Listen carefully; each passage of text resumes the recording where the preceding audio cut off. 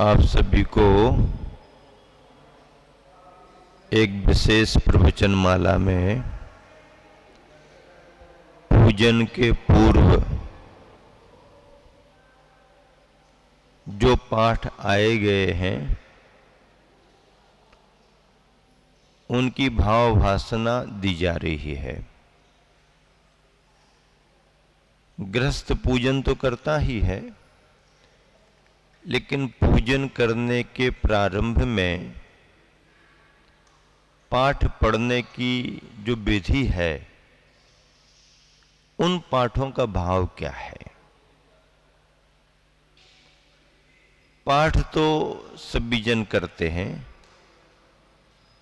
पर यदि उनका अर्थ न समझ पाए तो उन पाठों का रस नहीं आता है। पाठों से हमें रस प्राप्त होता रहे, इसके लिए पाठों का अर्थ समझना भी जरूरी है। शब्द बाई शब्द ना भी आप पकड़ पाओ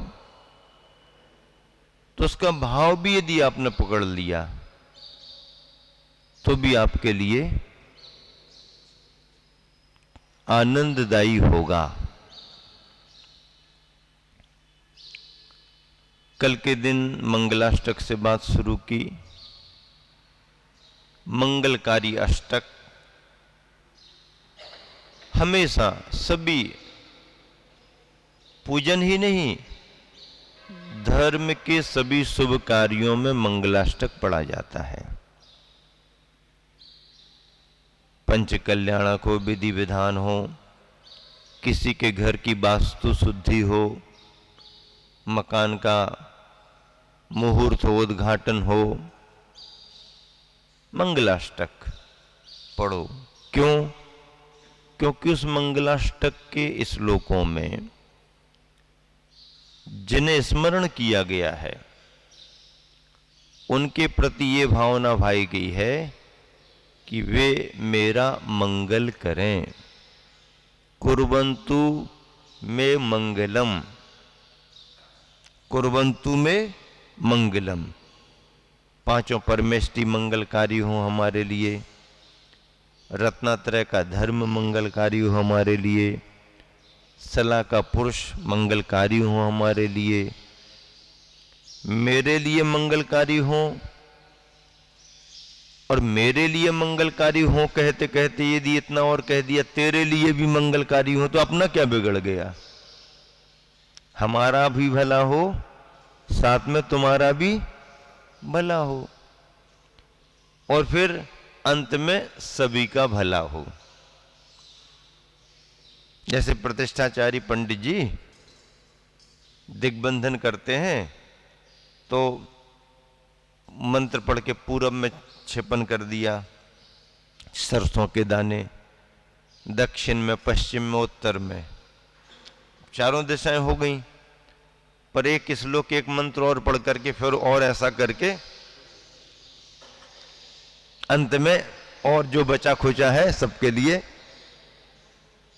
तो जो मंगलाष्टक पढ़ा उसमें हर श्लोक के अंत में कुर्वन्तु मे मंगलम, इसी के साथ पाठ है कुर्वन्तु मे मंगलम, कुर्वन्तु ते मंगलम। मे मंगलम मेरे लिए मंगलकारी हो, ते मंगलम तेरे लिए मंगलकारी हो, नह मंगलम कुर्वन्तु नह मंगलम हम सबके लिए मंगलकारी हों। ऐसे मंगलाष्टक में आज रिद्धियों की चर्चा करनी है। श्लोक आता है ये सर्वौषध रिद्धियाः। इस श्लोक में रिद्धि संपन्न मुनियों की चर्चा है। रिद्धि संपन्न रिद्धियां किसे कहते हैं? रत्नत्रय के प्रभाव से रत्नत्रयधारी मुनियों के लिए। किन के लिए? रत्नत्रयधारी मुनियों के लिए उनके तपश्चरण के प्रभाव से जो विशेष शक्तियां प्राप्त हो जाती हैं, ऐसी शक्तियां कि तुम्हारे वैज्ञानिक यंत्र भी जो काम ना कर पाए वो उन मुनिराज की आत्मिक शक्ति काम कर दे, आत्मिक शक्ति से वो काम हो जाए, तुम्हारी मशीनें फेल हो जाएं, तो ये शक्तियां तपश्चरण के प्रभाव से आती हैं। किसके प्रभाव से आती हैं? तपश्चरण के प्रभाव से। तपश्चरण कब होता है? जब रत्नत्रय का पालन हो। रत्नत्रय के पूर्ण रूप से पालन करने में निर्ग्रंथ मुनि बनना जरूरी है। निर्ग्रंथ मुद्रा को धारण किए बगैर रत्नत्रय की पूर्णता नहीं हो सकती। सम्यक दर्शन सम्यक ज्ञान तुम्हारे साथ चलेगा,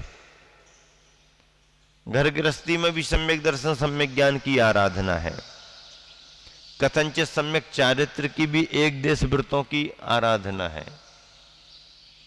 गृह त्यागियों में क्षुल्लक केलक आरिका माता जी भी एक देश व्रतों को लेके, आरिका महाव्रतों को लेकर के साधना कर लेती हैं, लेकिन इनको भी परिपूर्ण रूप से चारित्र के क्षेत्र में संयम का विधान नहीं है।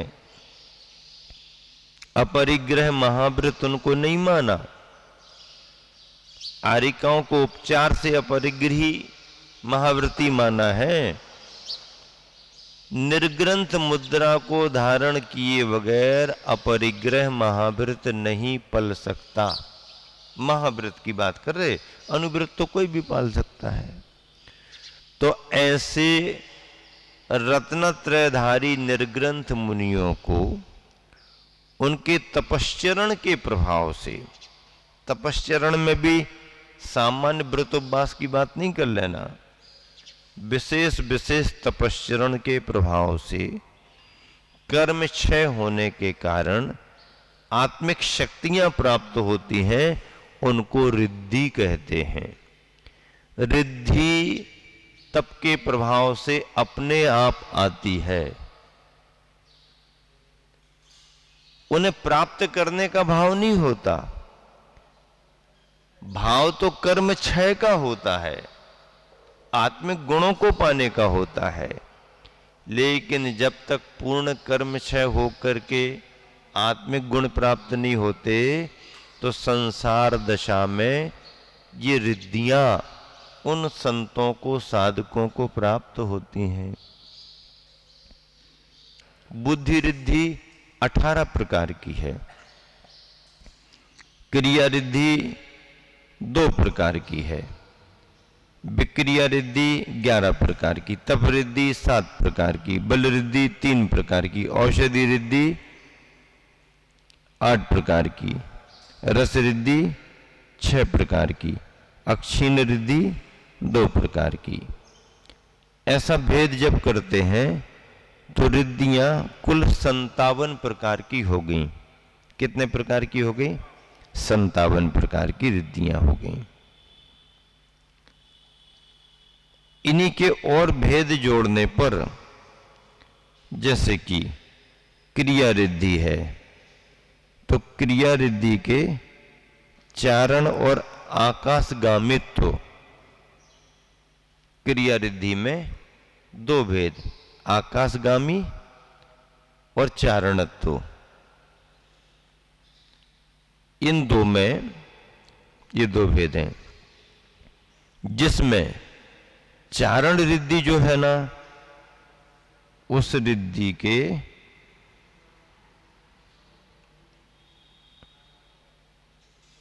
8 भेद जोड़ देने से फिर क्या हो गया? जैसे 57 भेद बने तो 2 भेदों में से 1 भेद कम कर दिया, 1 भेद कम कर दिया तो 1 भेद में कम होने से 56 हो गए, और एक चारण रिद्धि के 8 भेद होने से 56 और 8 64, कितने हो गए? 56 और 8 64 भेद हो गए। तो ये 64 रिद्धियां इस तरीके से होती हैं। विशेष रूप से इन रिद्धियों से संपन्न गणधर होते हैं। सामान्य मुनिजन भी होते हैं रिद्धि संपन्न, लेकिन गणधरों को विशेष रिद्धियां होती हैं। तीर्थंकर भगवान, केवली भगवान 64 रिद्धियों के स्वामी होते हैं। तीर्थंकर भगवान, केवली भगवान कितने रिद्धियों के स्वामी होते हैं? 64 रिद्धियों के स्वामी होते हैं। इसलिए तीर्थंकर अरहंत भगवान को, केवली भगवान को कितने चंवर की व्यवस्था है? 64 चंवर। कितने चंवर ढोरते हैं? 64 चंवर। 32 एक तरफ, 32 एक तरफ, 64 चंवर ढोरे जाते हैं। 64 रिद्धियों के स्वामी केवली अरहंत भगवान तीर्थंकर होते हैं। उनको 64 रिद्धियां केवल ज्ञान सहित, गणधरों को केवल ज्ञान कम कर दें तो बाकी सारी रिद्धियां गणधरों को होती हैं। गणधरों को बाकी सारी रिद्धियां होती हैं, एकमात्र केवल ज्ञान की रिद्धि नहीं रहती है। तो इस तरह से ये 64 रिद्धियां हैं। केवल ज्ञान बीज बुद्धि के भेदों में है। बीज बुद्धि के जो बुद्धि रिद्धि के 18 भेद है ना, बुद्धि रिद्धि के 18 भेद, उन 18 भेदों में केवल ज्ञान भी है, क्योंकि केवल ज्ञान बुद्धि की एक विकसित अवस्था है। ज्ञानावरणी कर्म का जब पूर्ण क्षय हो जाता है तब जो ज्ञान प्रकट होता है वह ज्ञान केवल ज्ञान माना गया, अर्थात बुद्धि से संबंध रखता है। हमारी तुम्हारी जैसी बुद्धि नहीं, लेकिन बुद्धि यानी ज्ञान, ज्ञान से संबंध रखने वाला केवल ज्ञान है। इस तरह ये रिद्धि और 64 रिद्धियां अपने आप में हैं और उन 64 रिद्धियों का विधान किया जाता है। 64 रिद्धियों का विधान किया जाता है। अभी जो हमारे उपवास चल रहे हैं वो 64 रिद्धि वाले उपवास चल रहे हैं। गणधरों को केवल ज्ञान छोड़ करके बाकी सारी रिद्धियां हैं। केवली के लिए तीर्थंकरों को केवल ज्ञान के साथ हैं। इस तरह से मंगलाष्टक में 64 रिद्धियों की चर्चा आई। कितनी रिद्धियों की चर्चा आई? सप्तैते सकलार्चिता गणभृताः। गणभृताः गणधर, इनके लिए क्या कहा? कुर्वन्तु मे मंगलम। बे गणधर हम सबके लिए मंगलकारी हों। गणधर क्यों कहा?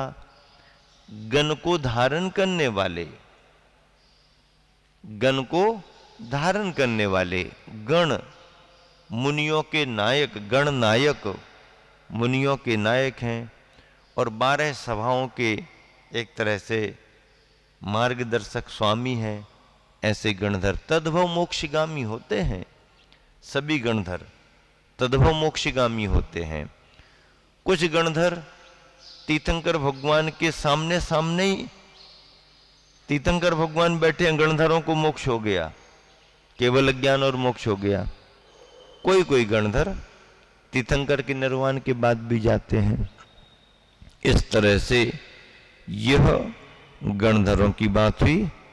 अब पंच निर्माण भूमियां कैलासे वृषभस्य निर्वृत मही वीरस्य पावापुरे चंपायाम बस पूज्य सज्जन पते सम्मेद शैले रहताम शेषाणामपि चोर जयंत शिखरे नैमीश्वरस्यार्हतो निर्वाणावनिया प्रसिद्ध विवाह कुर्वन्तु मे मंगलम। अब यहां पर किने स्मरण किया? निर्वाण भूमियों को स्मरण किया गया। निर्वाण भूमियां कितनी है? तीर्थंकरों की निर्वाण भूमियां 5 हैं। वैसे तो निर्वाण भूमियां बहुत हैं, निर्माण कांड पढ़ो तो आचार्य कुंद कुंद स्वामी ने निर्माण कांड में सिद्ध भूमियों के नाम दिए हैं। आचार्य पूज्यपाद स्वामी ने निर्वाण भक्ति में सिद्ध भूमियों के नाम दिए हैं। आचार्य पूज्यपाद स्वामी ने तो कहा अवनितलगतानाम कृत्रिमा कृत्रिमाणाम वन भवन गतानाम देव वैमानिकानाम, और जिनवर निलयानाम भाव तो हम स्मरामी। मंदिरों को याद करके भी नमस्कार किया है। निर्माण भूमि की चर्चा आती है तो निर्माण भूमियों में सभी भारतवर्षे भारत देश में जहां जहां से जो भी सिद्ध हुए हैं उन निर्वाण स्थलों की वंदना कुंद कुंद स्वामी ने की है, पूज्यपाद स्वामी ने की है, सभी आचार्यों ने वंदना की है। तीर्थंकरों की बात आती है तो तीर्थंकरों की निर्माण भूमियों में 5 क्षेत्र, अष्टापद कैलाश पर्वत आदिनाथ भगवान की निर्माण भूमि, बांसपूज भगवान की चंपापुर निर्माण भूमि मंदारगिरी, नेमिनाथ की गिरनार जी ऊर्जयंतगिरी गिरनार जी, अंतिम तीर्थंकर महावीर भगवान की पावापुर, और शेष 20 तीर्थंकर भगवंतों की शाश्वत सिद्ध भूमि सम्मेद शिखर निर्वाण भूमि है। ऐसे 24 तीर्थंकर की 5 निर्वाण भूमियां, 20 तीर्थंकर सम्मेद शिखर से मोक्ष गए, पहले तीर्थंकर अष्टापद कैलाश पर्वत से मोक्ष गए, बांसपूज भगवान चंपापुरी मंदारगिरी से मोक्ष गए, नेमिनाथ भगवान ऊर्जयंतगिरी, मूल नाम क्या है ऊर्जयंत, उज्जयंते नेमि जिनो, ऊर्जयंतगिरी जिसका दूसरा नाम गिरनार जी है, गिरनार पर्वत है, और निभुदे पावाए महावीरे, महावीर स्वामी को निर्वाण पावा नगरी के उद्यान से, पद्म सरोवर से। नगरी पावा नगरी थी, उसका उद्यान, उद्यान में सरोवर, सरोवर में कमल मणिमयी शिला, पद्म सरोवर से महावीर भगवान को मोक्ष हुआ। तो ऐसी ये 5 निर्वाण भूमियां कुर्वन्तु मे मंगलम कुर्वन्तु ते मंगलम कुर्वन्तु नः मंगलम।